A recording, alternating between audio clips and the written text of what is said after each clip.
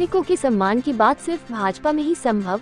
सुजानपुर में भाजपा प्रत्याशी के प्रचार में बोले आईपीएल चेयरमैन अरुण धूमल। सरहद पर जब सैनिक शहीद होता था तो पहले उसका केवल सामान ट्रंक बिस्तर ही घर वापस पहुंचता था, लेकिन आज अगर कोई सैनिक कहीं भी शहीद हो उसका पार्थिव शरीर भी घर पहुंचता है, और वह भी सैनिक सम्मान के साथ। अगर ऐसा सैनिकों के लिए किसी ने किया था तो यह भारतीय जनता पार्टी और उस समय के प्रधानमंत्री परम श्रद्धेय भारत रत्न अटल बिहारी वाजपेयी ने किया था। बात वन रैंक वन पेंशन की हो या फिर सर्जिकल स्ट्राइक की, या बात सैनिकों के मान सम्मान की हो, सैनिकों के लिए अगर आज कुछ भी हुआ है, जो हो रहा है, इसका सारा श्रेय भारतीय जनता पार्टी को जाता है। यह बात आईपीएल चेयरमैन अरुण धूमल ने मंगलवार को सुजानपुर विधानसभा क्षेत्र के अंतर्गत अलग अलग पंचायतों में आयोजित नुक्कड़ सभा को संबोधित करते हुए कही। अरुण धूमल ने पंचायत ककड़, खेरी, बेरी, कुदाना, पुआड, बगेड़ा और सुजानपुर के वार्ड नंबर 5 में चुनावी जनसभा को संबोधित किया। उन्होंने कहा कि पूर्व मुख्यमंत्री प्रेम कुमार धूमल ने 2017 का विधानसभा चुनाव हारने के बावजूद बीते 5 वर्षों से सुजानपुर क्षेत्र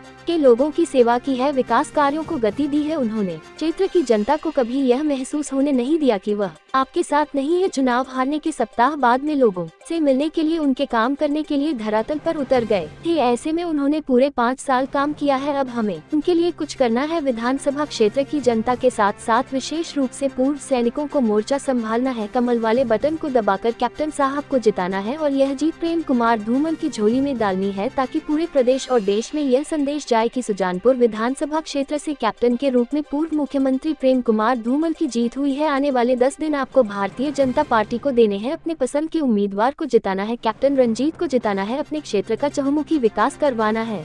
भाजपा नेता अरुण धूमल ने सुजानपुर विधानसभा क्षेत्र के अंतर्गत मंगलवार को ककड़, खेरी, बेरी, कुदाना, पुआड, बगेड़ा और सुजानपुर के वार्ड नंबर 5 में चुनावी जनसभा को संबोधित किया और भाजपा प्रत्याशी के पक्ष में प्रचार प्रसार करते हुए उनके लिए वोट मांगे। एक टीम का एक कप्तान होता है, लेकिन जितने कप्तान इन्होंने गिना दिए, मैं तो मानता हूँ यहाँ कप्तानों की टीम बैठी है और प्रत्याशी भी कप्तान है, तो मैं मानता हूँ ऐसी टीम को कौन हरा सकता। भाई बलदेव जी और शशि सोनी जी से तो मैं, बाकी ऐसे प्रमुख कार्यकर्ता हैं जिनके साथ 1998 के बाद लगातार हम चुनाव प्रचार करते आए हैं, उसी बात रह गए और कितनी परिस्थितियों में वो चुनाव हो गई थी ना,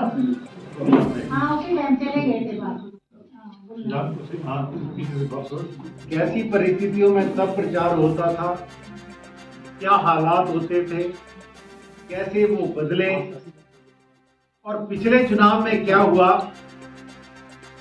हम तो जब सोचते हैं हमें समझ नहीं आता कि क्या गलती। अगर मैं 1998 से बात शुरू करूं, वैसे तो लोकसभा का चुनाव धूमल जी ने पहली बार 89 में लड़ा, नहीं 84 में लड़ा, 89 में पहली बार सांसद बने और पहली बार जब सांसद बने थे तब उन्होंने 89 में 1 रैंक 1 पेंशन का मुद्दा पहली बार लोकसभा में उठाया। 89 में उठाने के बाद मित्रों 2014 में जब मोदी जी की सरकार आई, 25 साल लगे तब वो मांग पूरी हुई। आप कल्पना कीजिए उस व्यक्ति के जिगरे को जो आपके लिए 89 से लड़ना शुरू हुआ था, और जब तक वो उसका पूरा नहीं किया तब तक वो लड़ाई लड़ते रहे। विक्रम राणा जी ने की, कुछ हजार चंद हजार पेंशन मिलती थी, आज किसी को 50,000 मिलती है, किसी को 60,000 मिलती है। हम चमेड़ा में गए थे पिछले विधानसभा के चुनाव में, वो तो बताते थे कि शायद 200-250 मिलती थी और उससे बढ़ के आज 50-60 हजार रुपये पेंशन मिलती है। आप कल्पना कीजिए कितना बदलाव आया होगा उनकी जिंदगी।